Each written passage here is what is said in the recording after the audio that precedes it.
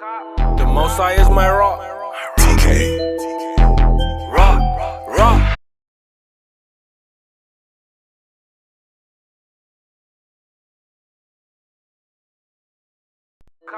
The Most High is my rock. TK. Rock. The Most High is my rock. The Most High is my rock. The Most High is my rock. In the name of Messiah, the Most High is my rock. The Most High is my rock. The Most High is my rock. Yeah.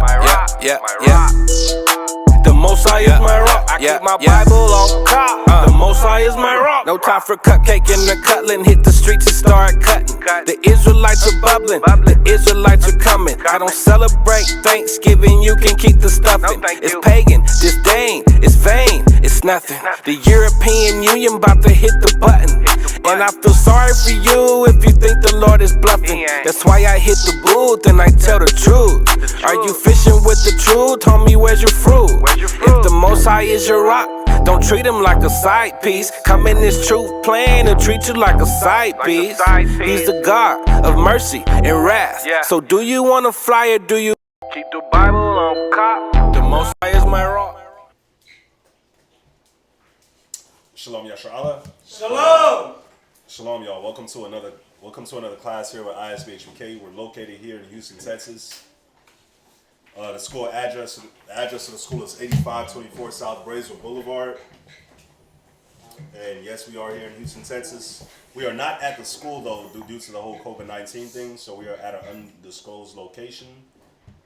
But if you are in the Houston area and you'd like to meet up for class, you know, we'll have the contact information on the screen. So just hit us up, and we'll let you know where class will be held at. So usually our class days is Mondays, Wednesdays, Fridays, and Saturdays. From Monday and Wednesday from 7 to 9 p.m. Friday from 6 to 8 p.m. Saturday from 10 a.m. to 2 p.m. But due to the whole coronavirus thing, we're not having class on Fridays here in Houston. So we only have class Mondays and Wednesdays from 7 to 9. Saturdays from 10 to about 2 or 3 p.m. We also got the school out in Virginia. The school in Virginia, the address out there is 2610 Granby Street, Norfolk, Virginia. At the zip code is 23517, and their class times and days is Tuesdays and Thursdays from 7 to 9 p.m. And they're doing Fridays from 7 to 9 p.m. Eastern time as well. So they are not at the school location due to the whole COVID-19 as well. The whole COVID-19 thing as well. So they are at an undisclosed location as well. So if you are in the Norfolk, Virginia area and you'd like to meet up for class, just hit us up and we'll get you contact with the brothers out there as well. We got the school out in San Antonio, Texas as well. The address out there is 4444 Walsham Road, Suite 201, San Antonio, Texas, zip code 78218. And they're not at the school address as well, but hit us up and we'll get you linked up with the brothers and sisters out there as well. We also ask that you like, share, and subscribe to the San Antonio YouTube channel. It's ISBHBK San Antonio. We ask that you like, share, and subscribe to the ISBHBK Norfolk, Virginia. And we also ask that you like, share, and subscribe to the ISBHBK Houston as well YouTube channel. And we got the school out in Albuquerque, New Mexico as well. Hit us up for the information out there. Out of Albuquerque, New Mexico, Mashaba does the Blog Talk Radio. And the Blog Talk Radio link is blogtalkradio.com/Mashaba. blogtalkradio.com/Mashaba. He does classes out there every Tuesday and Thursday, starting at about 10 p.m. or 9:30 a.m., 9:30 to 10 p.m. So they'll have the Blog Talk Radio going on tomorrow in the morning, starting at 10. So definitely look out for that. That's a perfect way to start your morning while everything is going on. You can just throw on the Blog Talk Radio, listen to it while you make breakfast, while you do what you do in the morning. Israel wear, we're not accepting any garments until we're done working on these Passover garments. We're still working on the Passover garments. But the school department is still selling fringe shirts. So if you'd like to get a fringe shirt, and if you'd like to contact any of the priests, we got a priest Quatazat His number is 303-557-8979.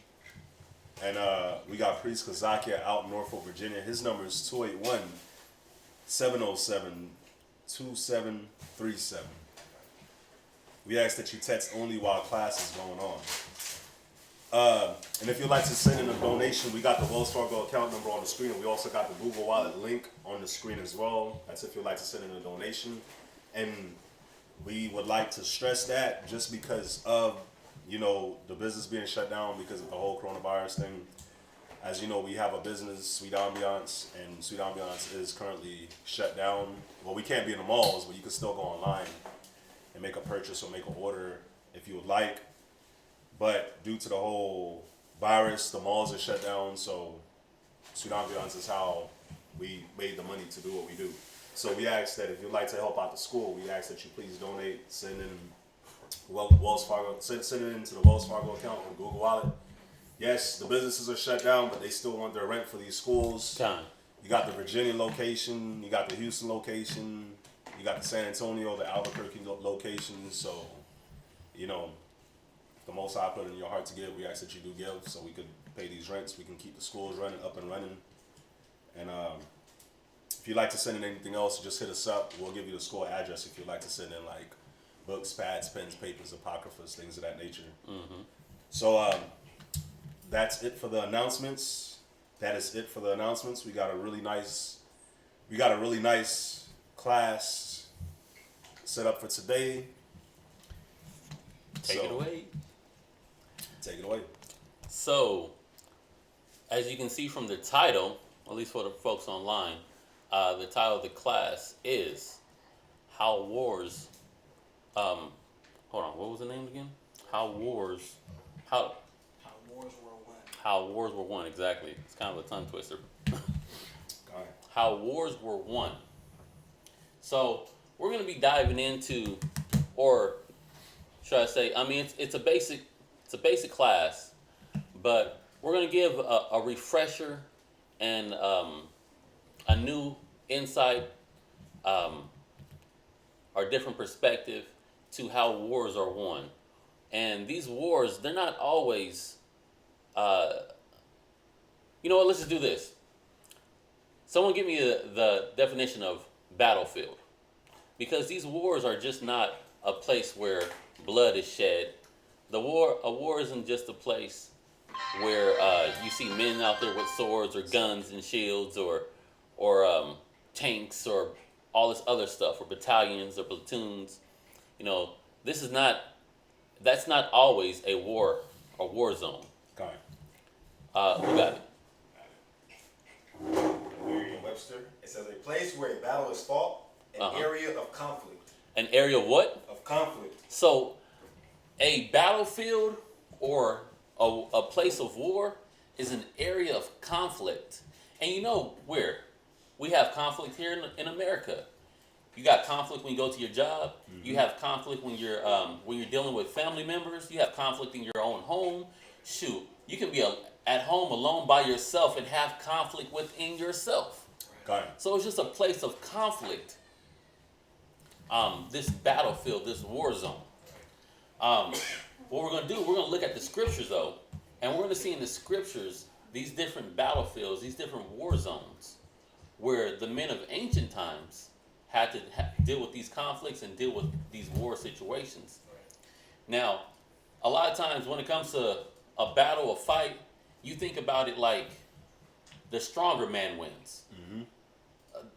That's how a typical person would think about it. Okay. Like, what was that last boxing match that people were upset about? Deontay Wilder. So it's like that. People was like, oh shoot, you don't win. But then the white dude won. Fury. Yeah, so Fury won. He cheated. Well, we're not gonna go into all that. Or even like that one fight with what was Ruiz? Ruiz and Joshua. Anthony Joshua. Man, I look at Anthony Joshua. This dude is a tank. This dude is big. He's athletic for a big guy too. And shoot, Ruiz took him down. That looked unathletic. So we're gonna go into like the different attributes that the men in the scriptures had as far as physical attributes, and how many numbers that we rolled with when we went into battle, the type of battles that we won and the type of battles that we lost, and what's really our power. I mean, if that's not already given it away. All right, so first scripture we're going to grab is 2 Corinthians chapter 10 and verse 3. 2 Corinthians chapter 10 and verse 3.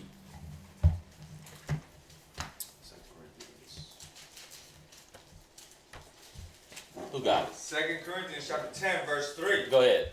For though we walk in the flesh. Though we walk in the what? The flesh. Okay, so when people are thinking about fighting, they're thinking about their bare knuckles. They're thinking about using what they have in their physical attributes.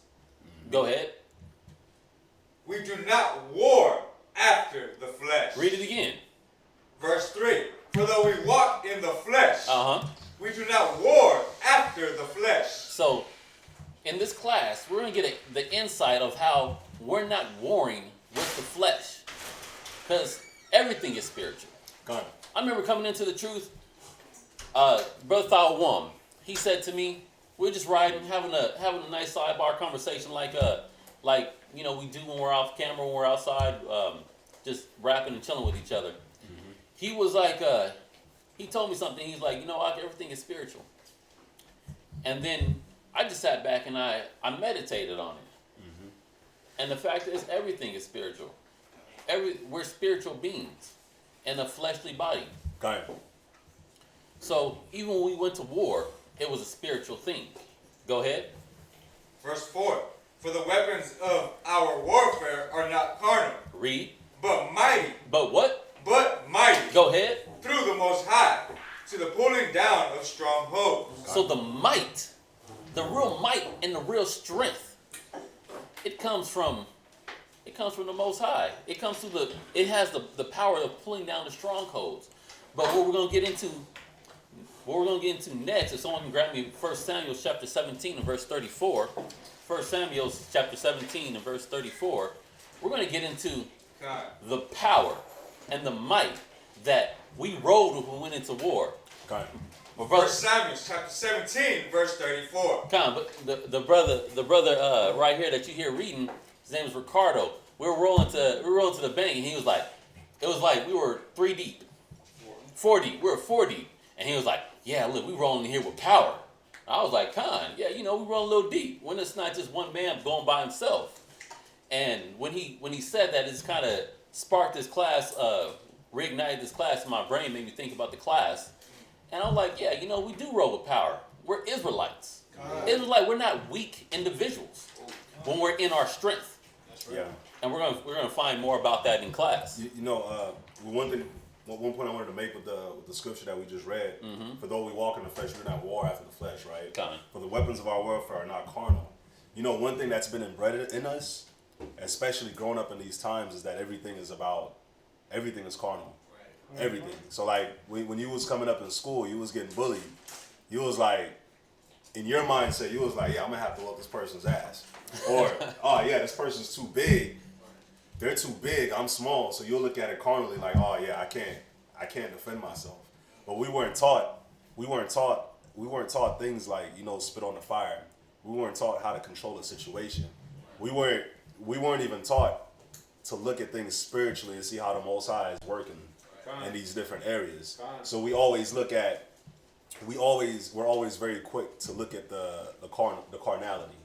Once I'm gonna get to you, and just like even with dealing with Esau right now, a lot of brothers and sisters, they come into the truth and they're like, oh yeah, why don't we just go get guns and go fight Esau?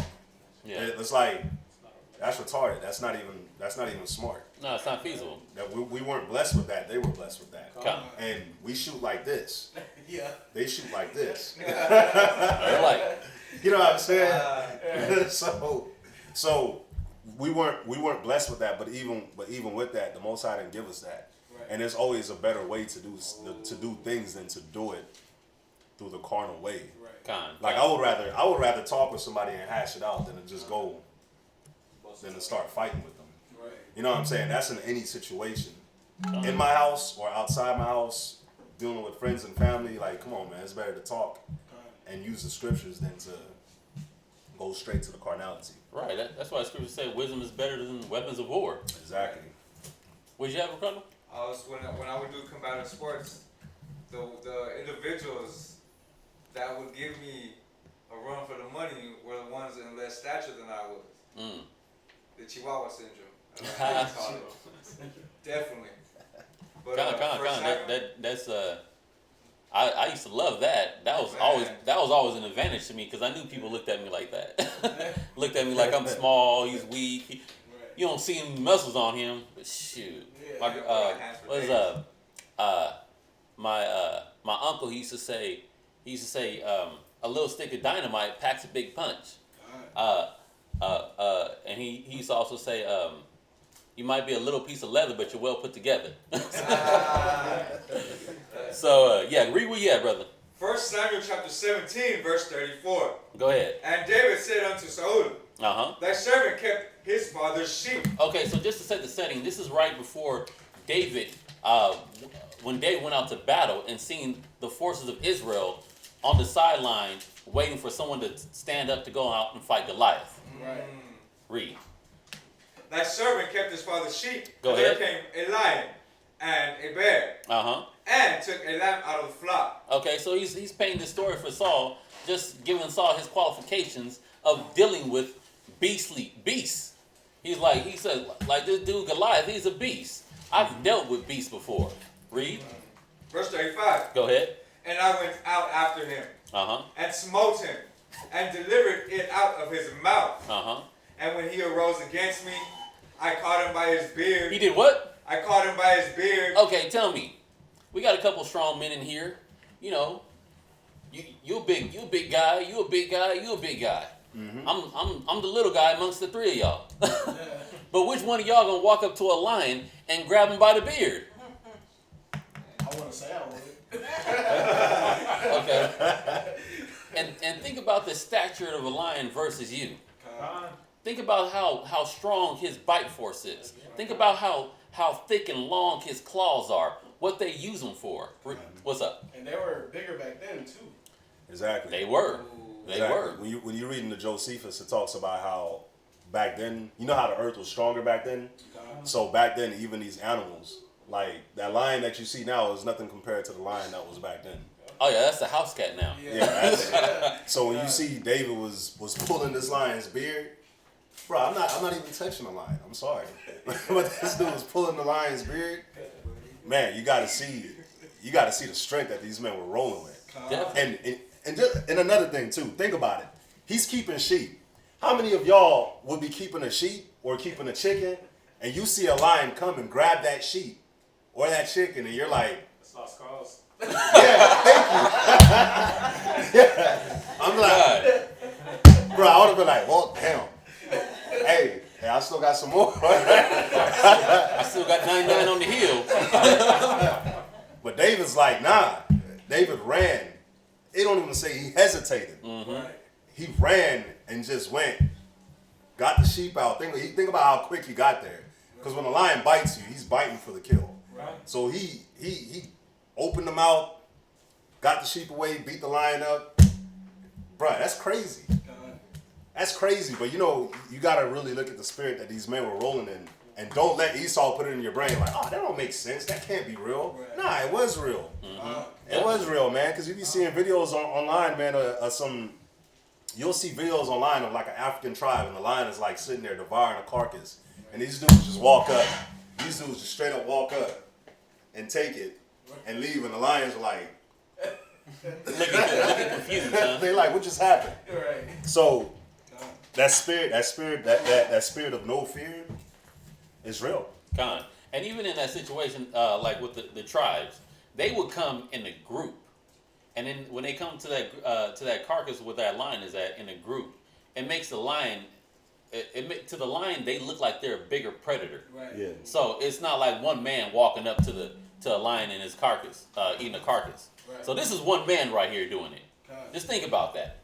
And grabbing them, being within arm length of a lion. Right. Grabbing them by the beard. Right. Go ahead. I caught him by his beard and smote him and slew him. So he took out this lion. This is one of the men that we went out to war under his lead. Give me 1 Samuel chapter 18 and verse 7. 1 Samuel chapter 18, verse 7. See, and I'm hitting these scriptures to show you, like, we had mighty men in Israel. Like, shoot, just like people like to praise, what's his name, basketball player? Kobe. They like to praise Kobe. They like to praise LeBron James. Steph Curry. What's some football players? You got Derrick Henry. Derrick Henry, that's the running back, right? Yeah, that's my guy. Yeah, that's the running back that's so big, when he stiff arms someone, it just looks like he goes like this. He just, it's like he's swatting flies. He's a big dude. Yeah. People run up to him, they're like chest height to him. Bro, he's a big guy and he runs fast. Right. We went out to battle with powerful men. Us as a nation was powerful. Read what you got.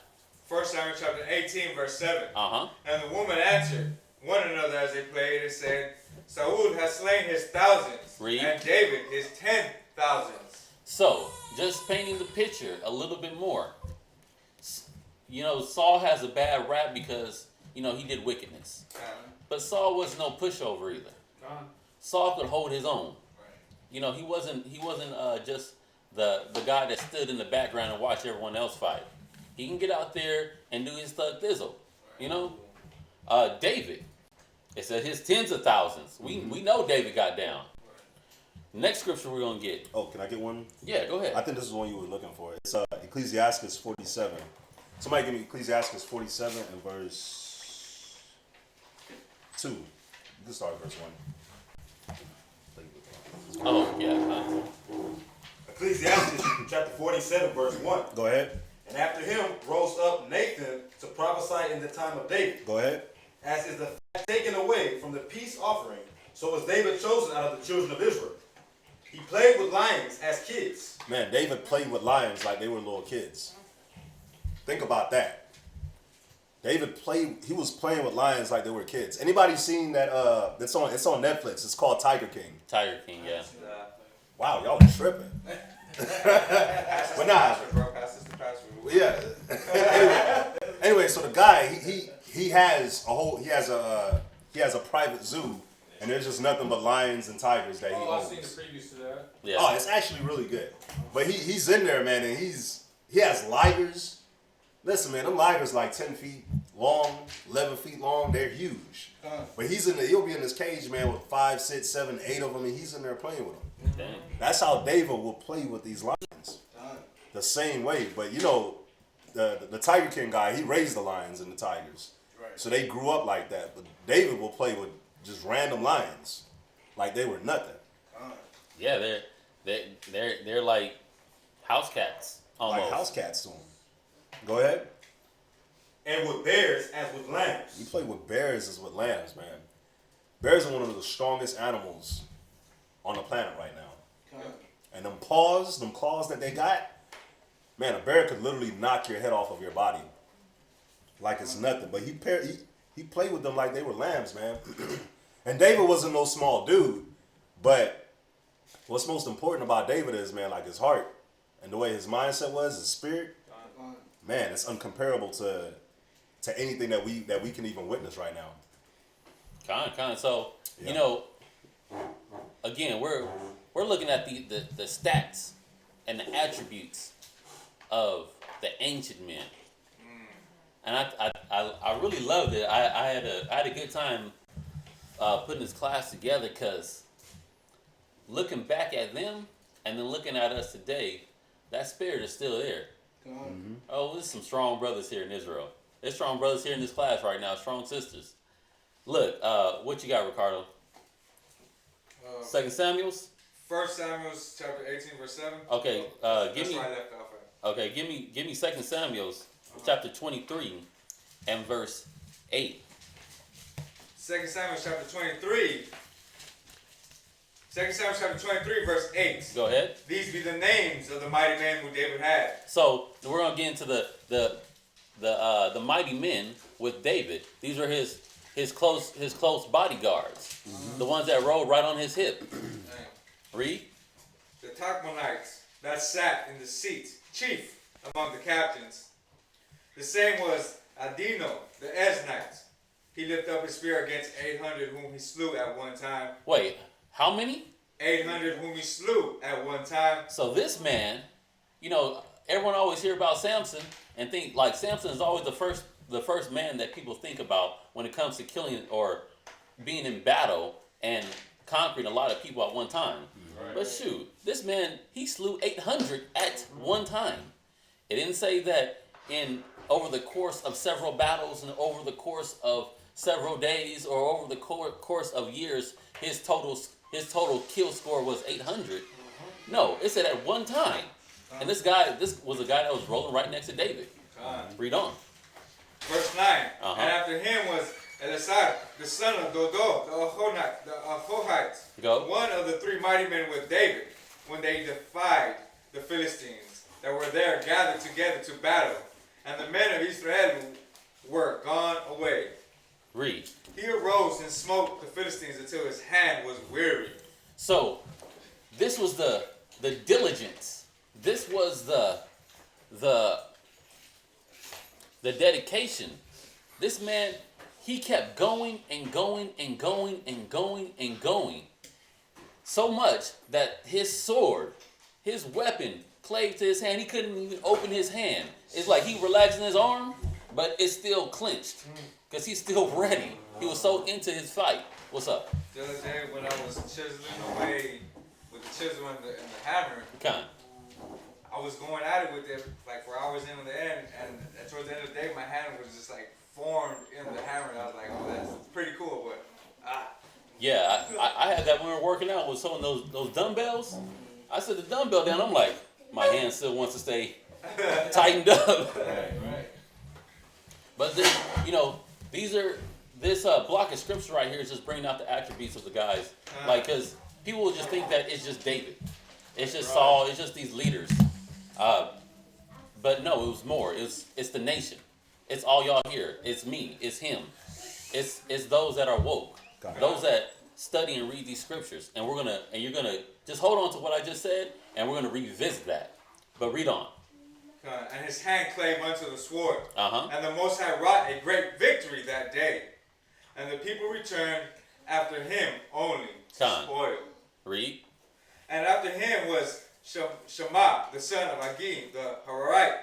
And the Philistines were gathered together into a troop, where was a piece of ground full of lentils. Okay, so this brother, the Philistines is coming up against him, and he holding down the lentil field.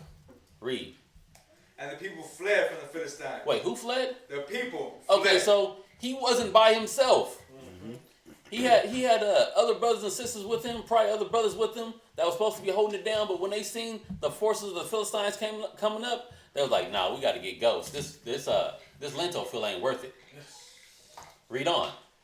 But he stood in the midst of the ground and defended it. Go ahead. And slew the Philistines, and the Most High wrought a great victory. So it didn't say the number, but the number was obviously large enough for the people that were with him to say, "Hey, I ain't going up against that." Think about it in your lives right now. Mm-hmm. Anybody ever stand up for something like a righteous cause, something that you feel like you're standing up for a good reason? You know, it's like, look, I don't appreciate the way you're picking on this person here on the job. You know, he ain't done nothing wrong. He keeps his mouth shut. You know, why are you talking to him like that? Or even like a family member, or sticking up for your child if you see him getting bullied at the playground, mm-hmm. or even someone coming up against you personally, and you take a stand for yourself. Crazy. These are battles. These are different war fields that we're in, battlefields that we're in. And what we're slaying, we're not slaying the individual in front of us. We're slaying these demons that want to come up against us. You got it. That's what the first scripture was talking about. Right. Though we walk in the flesh, we don't war against the flesh. Just like this man, he held down the lentil field.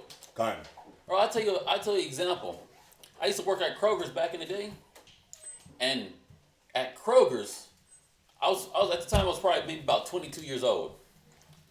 I'm reading the scriptures. I've been working out, like I was telling you something here. I was working out. after my workouts, I'll be reading, and then after I finish reading, I'm heading off to work. Well, I have it in my mind like, you know what? I want to keep the Sabbath. I'm gonna start keeping the Sabbath. And then I tell them at work, I was like, look, you know, I can't work on Saturdays anymore. And they're like, why? Why can't you work on Saturdays? I'm like, it's my beliefs says you know, my religion says I can't work on the Sabbath. And like, mind you, this is before I even knew the truth. I was a young man, 22 years old. And they're like, oh, well, you know what? Hold on right there. And I'm talking to my immediate supervisor. I used to work in the deli department. She goes, talks to the store manager of Kroger's. The store manager comes with the assistant manager, and then she comes, the deli manager comes, which was my immediate manager, and she comes with her supervisor. So I got like a little round table of people coming to sit down and say, why won't you work on Saturday? And I'm like, okay. Kroger's. This is Kroger's. Bro. It's like, you can just imagine like a circular table, and they're all eyes on me. And they're like, okay, so we heard that you can't work on Saturday. Why?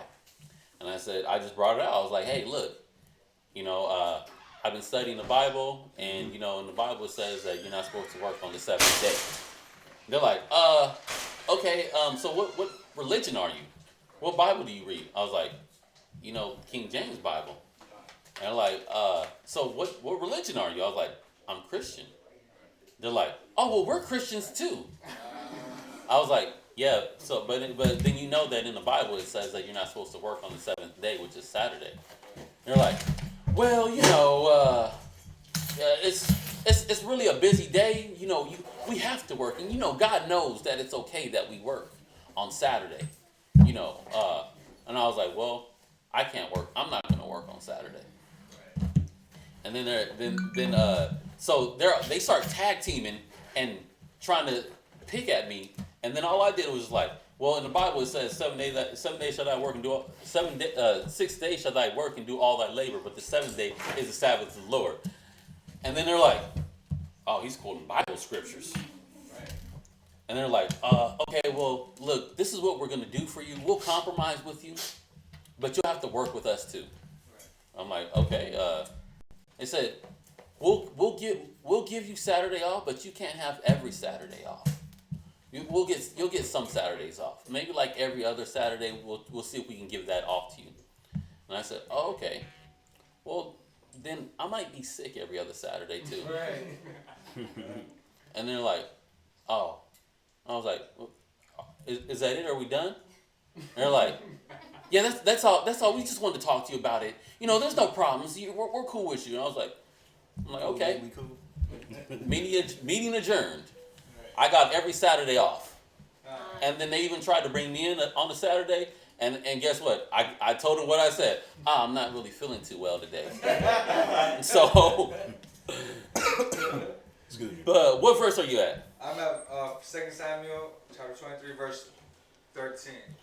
Okay, from there, give me Genesis chapter 34 and verse 25. Can I get one real quick? Oh yeah, go ahead. Can somebody give me Ecclesiasticus 4 and 28? Ecclesiasticus chapter 4 and verse I'll read it. 28. You do something. Ecclesiasticus chapter 4, verse 28.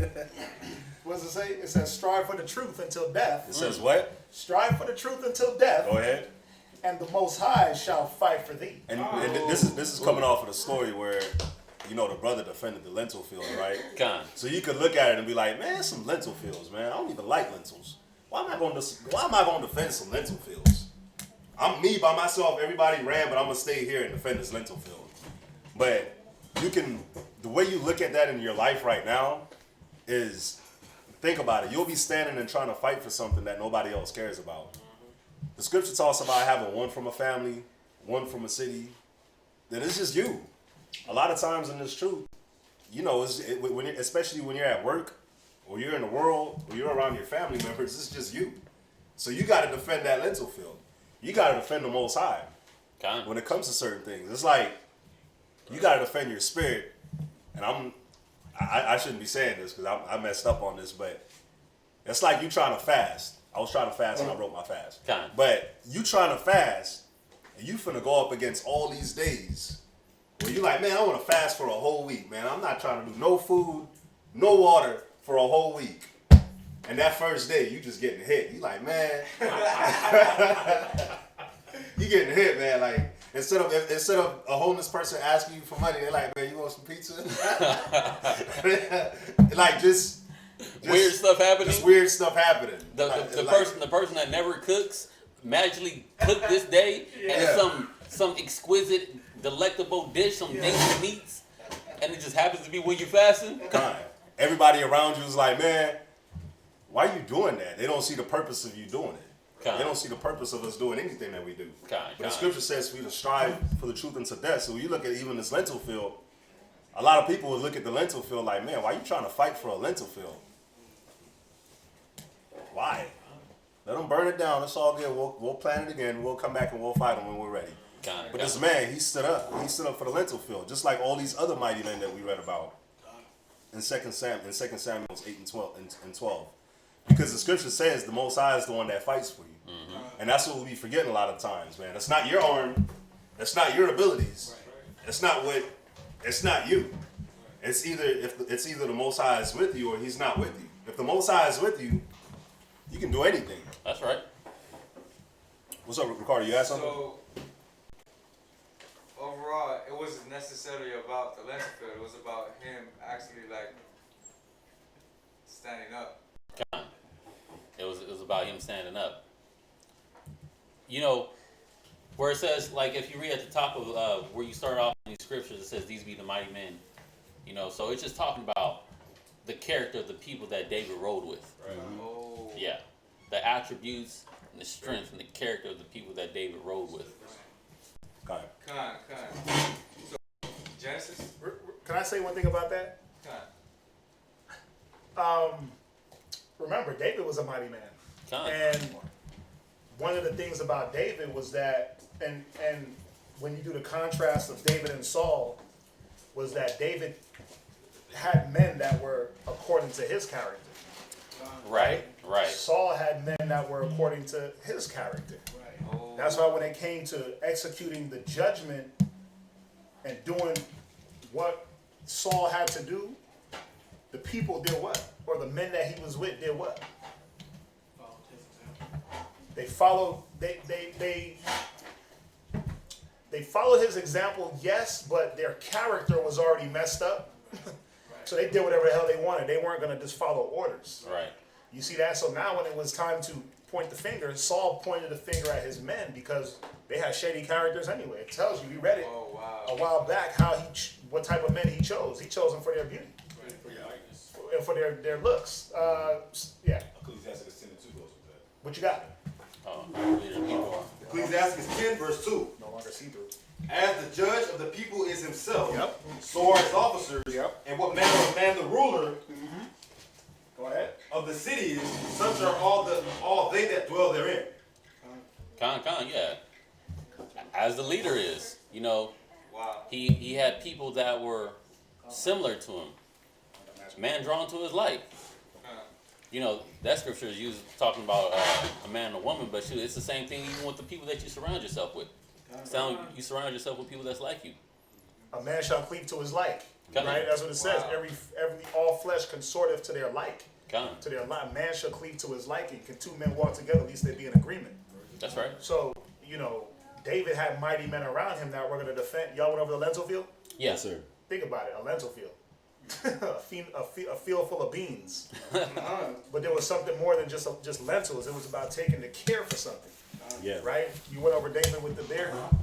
Why wouldn't he just say, you know what? My dad got a bunch of sheep. I'm good. If I let two go, dad can always replace them. That could have been the mentality, right? Right. But it was about the care for what you were put in charge of.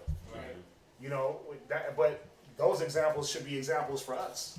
The little things. It says, take no matter, be not ignorant in any matter, great or small.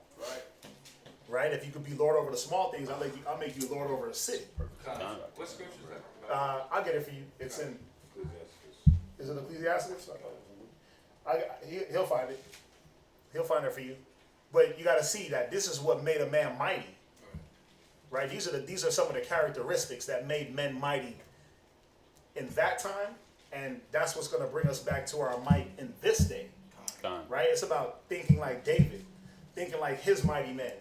It's about if David ain't around, how are the mighty men going to be? That's right. Do they need David to be able to be mighty men? No. They shouldn't, right? They should be able to hold a standard on their own, but in the spirit of the Most High, without David checking them and being around and right obey in my absence. Right? They should be able to do that. That's all I want to say. You know, it's I'm sorry. You know, what's cold, man. Is the scripture talk about how in the kingdom, the least of us is going to be like David, right? Oh yeah, I love that. So if the mighty men, they were right under David, but the least of us is going to be like David, and David had a care of the small, minute things. Imagine when everybody in our nation has this care of literally everything. Like no matter how small it is, like we care about it. We don't leave it behind. We're there for it. We protect it. We cherish it. The small little things. So if we do that for the small little things, imagine what we'll do for the big things. But imagine when all of us are like that in the kingdom of heaven. It's gonna be nuts. It's gonna be nuts, man. Imagine adopting that mentality before we get to the kingdom. That's it. Yep. We know in the kingdom that's going to be there, else you're not going to be there. Yep. But how about adapting that mentality before we get there? That's what it's about. Like, the things that we're doing is to get there, right? Yep. Exactly. So we got to do them now. Right. Can't sit back and wait like, oh, when I get to the kingdom, I'm gonna care about the, like, you ain't going to make it. Yeah, that's in the same mindset as those people that say, when I get into the kingdom, I'm going to be righteous. You're not going to make it if you're going to wait till that time. You got to start now. Yep. Right? Just So, 5:11. rehearse the righteous acts. Right? Somebody else had their hand up. Oh, I was gonna say they're like just they're a reflection of him. Yeah, they were a reflection of him. Con. They were a reflection of him. Yep. So Absolutely right. from there, we're going to go to Leviticus chapter 26 and verse 8. So, you know, we talked about David's mighty men. You know, you even know about in Genesis how Simeon and Levi, just those two men, they went in and took out a whole city, took all the men out in the city. You know, also we know about Samson. You know, a lot of people know about Samson. He slayed 1,000 men with a jawbone of an ass. You know, and even when you think about that, slaying 1,000 men with a jawbone, that's probably about maybe this long. So all of his battle in that victory, it was close range. Right. And 1,000 men, think about how skilled he had to be to deal with 1,000 men with just a jawbone. And that's not even something you're going to be blocking weaponry with. So he's dodging. He's skillful. Every blow was a kill shot. What's up? They say that type, like that close combat, that's personal. That's like intimate. So that's goes to his spirit, how strong he was in order to do that to 1,000 men, while also facing danger by himself. I got a question. Has anybody even in here ever felt a jawbone of an ass? Like the bones? Right? Now, how much trust, I want y'all to think about it. How much trust did he have in that jawbone? Thank you. Yep. Think about how much trust he couldn't have in that jawbone. Right. It was a jawbone. It was a bone of an animal that was decaying. Because you can break it.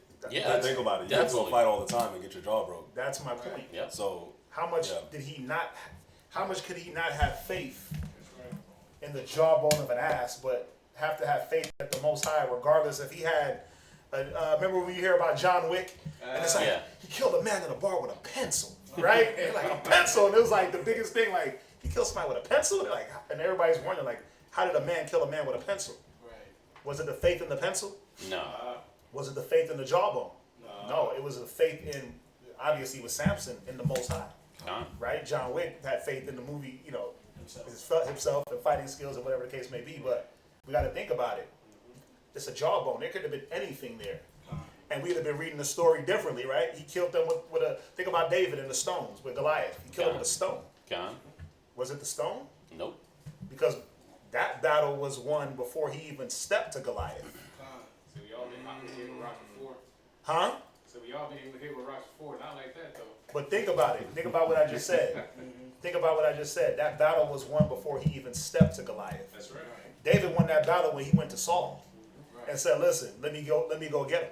And Saul was like, "Nah, you ain't ready." And David was like, "Bruh, Put me in, coach. I got the Most High with me. I'm ready. Put me in, coach. Put me in. Tag team off the ropes, right?" And that's when David won that battle. It wasn't the rock, the slingshot, the sword that he decapitated him with. It was none of that.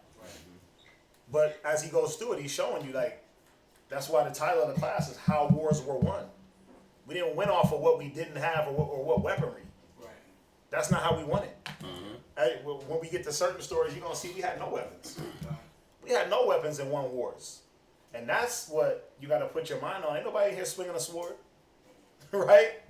What sword you swing? We went through the first scripture. What? We wrestled not against flesh and blood. That's right. Right? So y'all got to see. You got to put your mind and say, wait a minute. Was it the jawbone? How about if it was a ram's horn? Was it the ram's horn? How about if it was anything, man? Switchblade. Right, anything. Jawbone was a jawbone of the ass was so insignificant. And that's the point. It was insignificant of a weapon. Right. He's fighting against men. Yes, he was blocking with that jawbone. Right? He was blocking. He was killing them, but it was an insignificant weapon. It wasn't something that you would go normally into battle with. At all. No man in his right mind is going to go take a jawbone of an ass and go fight. How many men? 1,000. Okay, put me in, coach. Give me the jawbone. They got weapons. They got steel and brass and metal weapons. But no, I got the jawbone. They got spears. They got spears. They got shields. But I'm trying to show y'all what spirit do you have to be in to say, well, let me just use the jawbone. It's not about that. I was gonna say that he realized, like, you know, he just trusted in, like, he was going off his survival skills, but also his love for his people. So he had like this courage, this like fearless attitude. It's just like, you know what, it's battle time. Let's go. Well, it says in scriptures that it says the Spirit of the Most High came upon him with power. Yeah. So because think about it. Did he ever train with the jawbone? Think about like most people that go train for fighting. If you watch a cat train, they got their spear, they're like, right, their nunchucks, and they're training with their weapon. Before that fight, did he go get a jawbone of an ass and train like, I'm gonna wield it this way, and then when they hit this, I'm gonna block this way and throw this punch? And was he doing that with the jawbone? No. Wow. Right. Now I'm just saying, like, no, I'm agreeing with what you're saying. Oh, okay. I'm agreeing with what you're saying. It wasn't, but we got to be careful with the words we use. Survival skills. All it was the Spirit of the Most High. Yeah, but I'm saying, like, go ahead. Because sometimes it happens to me, like when I'll be in a mode of survival and I'm in self-defense mode. But right. I'm saying in terms of the scriptures, like, yes, of course the Spirit came on him and he was like, okay, I gotta defend my people and I gotta defend, you know, for what I love. So right. That's what I'm saying. Right, no, you're right. And it was just facilitated through the Spirit. What's crazy, what I want to mind about is, you know that term where they say whatever, well, I'm chopping it up, but like whatever you use is an extension of your body. Yeah. So having the Spirit, being in the Spirit, was the extension of thyself to like move forward with the Most High. Like the Most High was that extension, even that much more. So you got somebody doing all these cartwheels and backflips and everything like that. This man had the Most High. He was doing much more than cartwheels and backflips. That's right. Just because he had the Most High. Listen, I believe that if Samson wanted to, he could have killed them all barehandedly. Right. Yep. With no weapon. I believe that right? too. Right. With no, he might as well have had no weapon. No carnal weapon. Right? He might as well have had, with a jawbone of an ass, he might as well have had no carnal weapon. Right. You just got to think about the concept of metal versus bone. That's right. Think about it. You want to know something funny? Yeah, I do. This is hilarious. But the He said Most High, funny. It's funny. the Most High, he's gonna use a jawbone to help deliver Israel. Oh yeah, we talked about that. He's gonna use Donald Trump's jawbone. The jawbone of an ass. to help bring all that talking that he's doing. Yeah. Yeah, all that jawing that he's doing. Yeah, that's funny. So, what was the last verse I called out? Leviticus. You got it? Yeah. Go ahead. Leviticus chapter 26, verse 8. And 5 of you shall chase 100, and 100 of you shall put 10,000 to fight, and your enemies shall fall before you by the sword. Someone get Deuteronomy 32 and verse 30. Yeah, so, again, this wasn't just Samson. Yes, Samson did a mighty feat, but this wasn't just Samson. This wasn't just David. This wasn't just the mighty men. This wasn't just Saul. Read on. What you got? Deuteronomy chapter 32, verse 30. Uh-huh. How should one chase 1,000, and 2 put 10,000 to flight, except the rock had sold them, and the Most High had shut them up? So it's by the power of the Most High. It said one man putting 1,000 to flight. 2 men putting 10,000 to flight. It didn't say certain men of Israel. It just said us. He's just talking about if you have the Most High with you or not. That's right.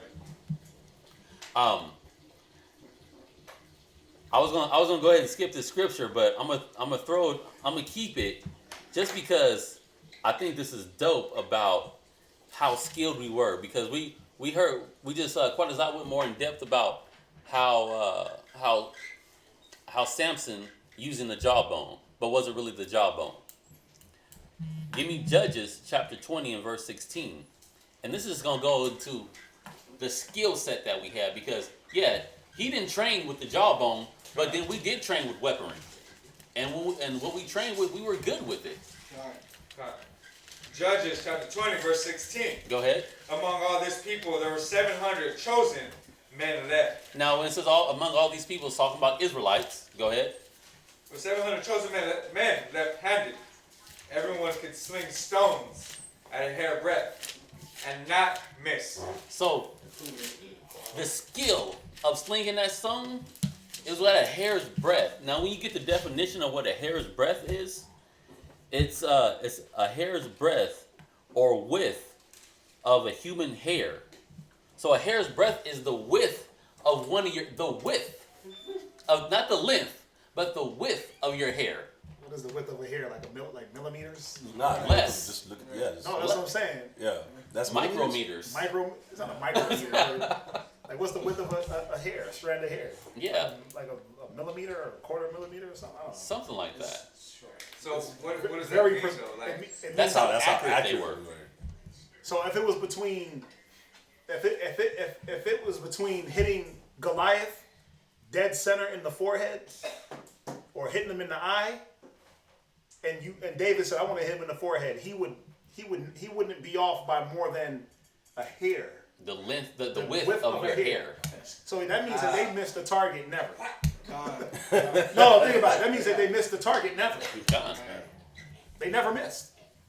It's kind of like that one movie with the Angelina Jolie where they teach them to do the bullets and they. Like, Wanted, yeah, when they curved him. No, it's more like old boy from Avengers with the bow and arrow. Hawkeye.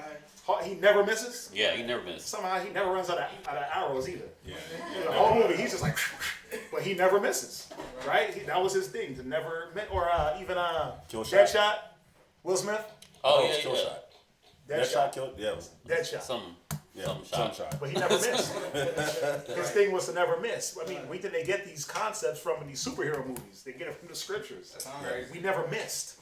Right. Never missed. What was that, with the bow and arrow? Yeah. Yeah. No. Right here, this was a slingshot. With the slingshot. Yeah. I think David got that from. Right. David hit his mark. And you know what's cold is we were having this conversation, but you know how like in America they grow us up to be sports athletes. Right. See, when we were in rulership, we didn't train our kids to play sports. Right. You know what I'm saying? We were trained for war. All of us. Like Maccabees, it talks about how the men, the young men, they wore their warlike apparel. Right. But imagine you from a child coming up, instead of you learning how to shoot a basketball, you were learning how to literally fight, how to literally protect your family, protect your nation. Like, that's amazing. Because right now, does anybody here have any fighting training, like boxing, martial arts? Boxing. Oh, 2? 2 out of a room of like almost 20 or something like that. 2 people. So think about our sons and our daughters growing up and trained like that. Like everybody can protect themselves. Everybody. Like that's dope, man. Instead of you having like somebody like Michael Jordan jumping from the imagine if Michael Jordan jumping from the free throw line was a warrior.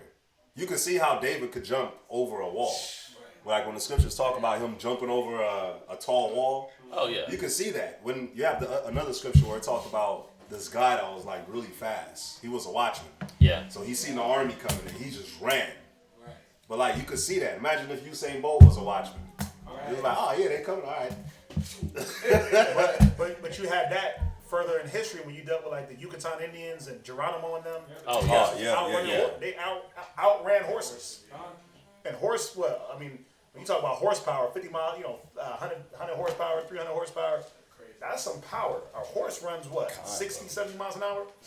Full speed? Yep. So imagine a man that fast running faster or as fast as a 4-legged animal. Damn, that's just Second Samuel 2:18. Read it. I know where you're going to read it. Let's talk about, what's it talking about? Sons of 2 Samuel chapter 2:18. And there were 3 sons of Zeruiah there, Joab and Abishai and Asahel. And Asahel was as light of foot as a wild roe. As a roe. You know, a roe is a deer. But it said light of foot. You ever see a roe when it's bouncing through the wilderness? It's literally like nimble. Yeah, it said he was light of foot. Like when the seals are chasing them. When they getting chased and they make that zigzag type of move. Bro, imagine a man being able to move. Like when Joab slew Abner, he was chasing him down. They were chasing each other. He was running him down, but he was. It talks about Jonathan. Said he was swift as an eagle. Because they were him and Saul were swift as eagles. Eagles fly 90 miles an hour too. Think about that. And they're 3 feet tall. That's fast, bro. With the proper training, all of us can do it. Well, that, but also you got to have the proper spirit. That's right. Yep. You know, you got to have that. No matter what, Israel had a warrior's mentality. The whole people was warriors. All our people you had to stand strong, and even the women had to be strong. Deborah had to be a strong woman to be able to be a judge of Israel. Yep. Judith, right? So not leaving out the women like they weren't strong. You had to be strong to raise these strong men. Right. David's mom had to be a strong woman to corral that little boy to a time where his dad can get to him, right? Right. So there had to be strength on all fronts. So, I mean, David said it best, man, how the mighty have fallen.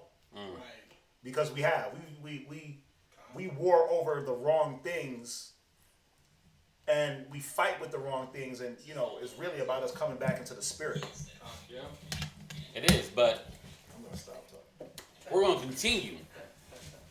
So now, even like what the brothers has brought out about the skill of our nation, the power of the people. We also rode in numbers too. We didn't just roll singular. We kept unity. We didn't just travel by ourselves. Give me Numbers chapter 31 and verse 3.